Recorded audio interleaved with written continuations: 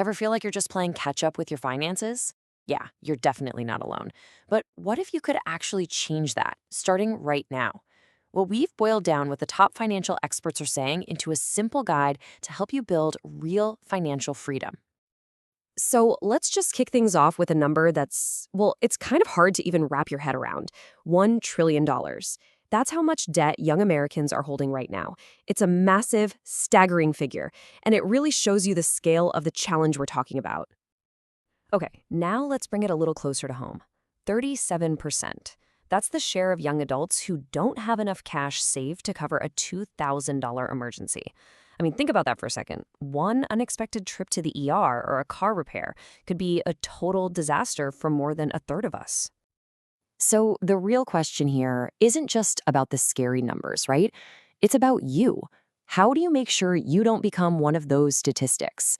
How do you start writing a financial story that's about security and freedom, not stress and debt?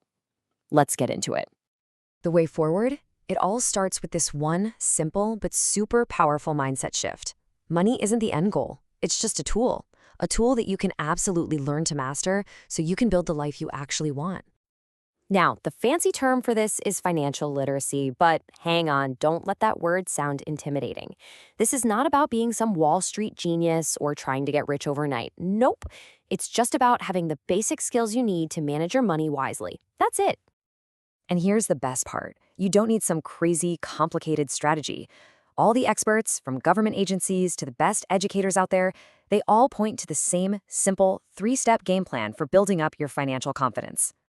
And here it is. It really just comes down to these three core actions. First, you got to create a budget so you can tell your money where to go. Second, you have to pay yourself first to build for your future. And third, you need to know your debt so you can control your present. You get these three down, and you are well on your way. Okay, let's talk about budgets. I know, the word budget can sound restrictive, right? But try thinking of it more like a roadmap. It's just you telling your money exactly where to go, instead of looking up at the end of the month and wondering where it all went.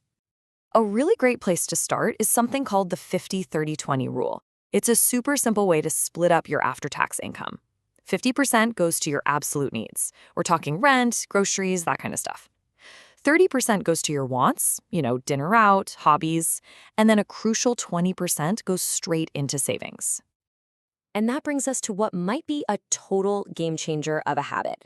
Pay yourself first.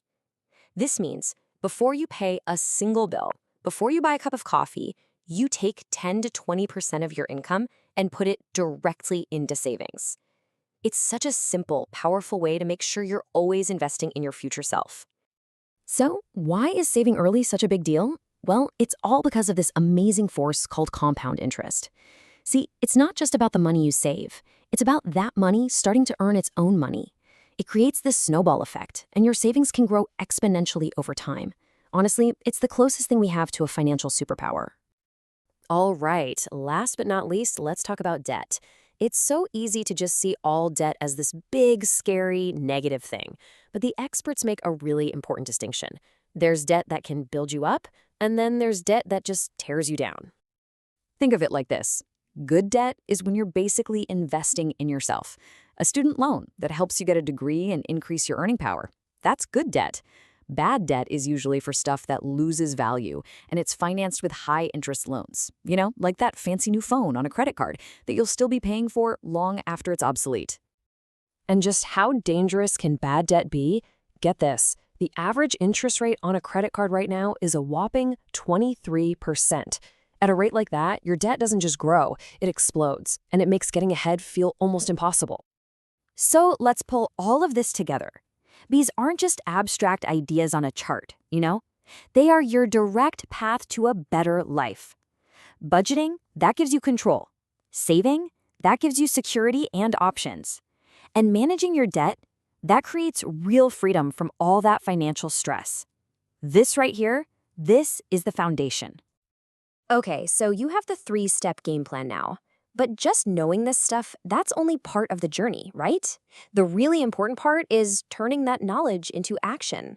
And hey, you don't have to do it all at once. So what are the big takeaways here?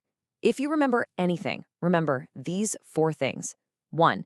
Treat your money like a tool. 2, start a simple budget. Maybe try that 50-30-20 rule. 3, always pay yourself first. And 4, get real clear on the difference between debt that helps you and debt that hurts you. And we'll leave you with this final thought. You don't have to be some kind of expert to get started. You just have to start. Your financial story is yours to write, and the most important thing you can possibly do is just write that very first chapter starting today.